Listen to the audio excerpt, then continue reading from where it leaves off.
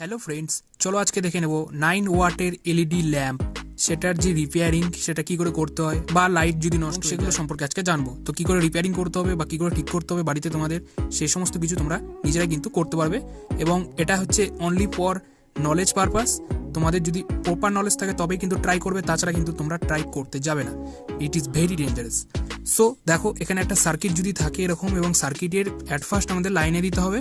লাইনে দেওয়ার পরে দেখতে হবে যে কোনো এলইডি নষ্ট হয়ে গেছে কিনা। যদি নষ্ট হয়ে থাকে তাহলে সেগুলো আমরা কি করে চেক করতে পারবো, এরকম একটা ইনসুলেটেড ওয়্যার নিতে হবে।